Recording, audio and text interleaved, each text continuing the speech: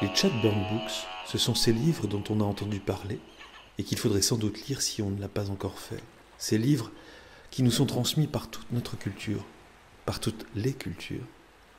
Le Chatbird sur un bateau, sur un navire, c'est ce bel appareil de transmission par lequel le capitaine envoie des instructions très claires, non ambiguës, à ses mécaniciens pour leur permettre, en tout cas, de ne commettre jamais d'erreur, afin de garder le cap, le bon cap. Les livres de Chatburn, ce sont toujours ces livres qui sont présents à nos côtés. C'est notre patrimoine littéraire, celui qui nous permet de savoir où l'on va en sachant d'où l'on vient.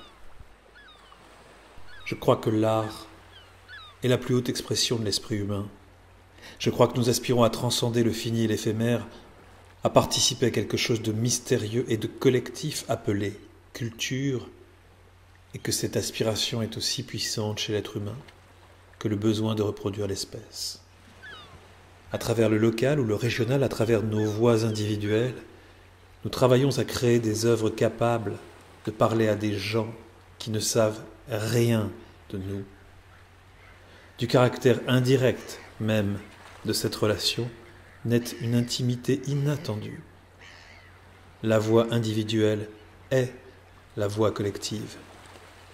La voix régionale est la voix universelle. Ces mots sont ceux qui introduisent le roman de Joyce Carol Watts intitulé « La foi d'un écrivain » dans lequel elle distille ses conseils à d'autres jeunes écrivains, ses souvenirs qui l'ont amenée elle-même à devenir écrivain. À un jeune écrivain. Écrivez passionnément, sans réserve. N'ayez jamais honte de votre sujet ni de la passion qu'il vous inspire. Il y a de grandes chances pour que vos passions interdites nourrissent votre écriture. À l'exemple de notre grand dramaturge américain, Eugene O'Neill, furieux toute sa vie contre un père depuis longtemps disparu. À l'exemple de notre grand styliste américain, Ernest Hemingway, furieux toute sa vie contre sa mère. À l'exemple de Sylvia Plath et Dan Sexton, luttant toute leur vie contre le séduisant ange de la mort qui leur faisait miroiter l'extase du suicide. N'oublions pas l'instinct qui poussait Dostoïevski à s'autodéchirer avec violence et Flannery O'Connor à punir avec sadisme les incroyants. La peur de la folie chez Edgar Allan Poe est celle de commettre un acte irrévocable, innommable, assassiner un aîné ou une épouse, pendre et arracher les yeux de son chat bien-aimé. Votre combat avec votre ou vos moi, enfoui, produit votre art.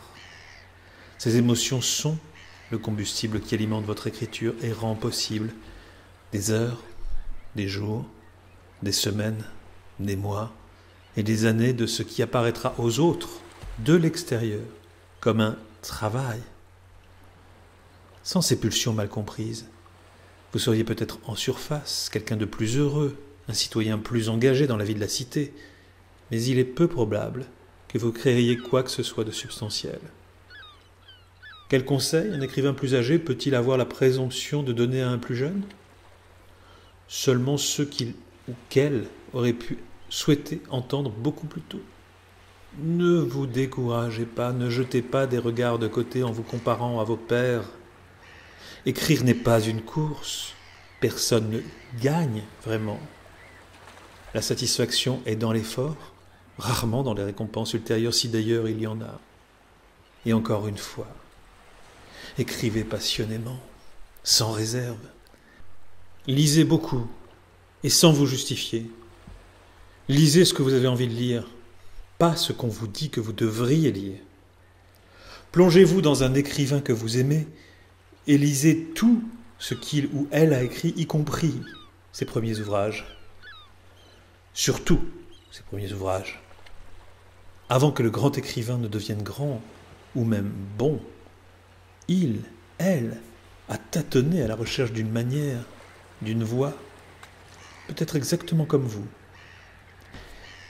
Écrivez de votre temps, sinon exclusivement pour votre génération. Vous ne pouvez pas écrire pour la postérité, elle n'existe pas. Vous ne pouvez pas écrire pour un monde disparu. Vous risqueriez de vous adresser inconsciemment à un public qui n'existe pas. Vous risqueriez de chercher à faire plaisir à quelqu'un que vous ne satisferez pas et qui ne le mérite pas. Mais si vous vous sentez incapable d'écrire passionnément et sans réserve, par inhibition, par crainte, par peur d'offenser les autres, vous aurez peut-être envie d'opter pour une solution pratique et d'écrire sous un pseudonyme. Il y a quelque chose de merveilleusement libérateur et même d'enfantin dans un nom de plume, un nom imaginaire donné à l'instrument avec lequel vous écrivez et qui n'est pas attaché à vous. Si votre situation change, vous pourrez toujours revendiquer votre moi d'écrivain, ou abandonner celui-là et en cultiver un autre. Être publié vite peut se révéler un avantage discutable. Nous connaissons tous des écrivains qui donneraient n'importe quoi pour ne pas avoir publié leur premier livre et qui tentent d'acheter tous les exemplaires existants. Trop tard.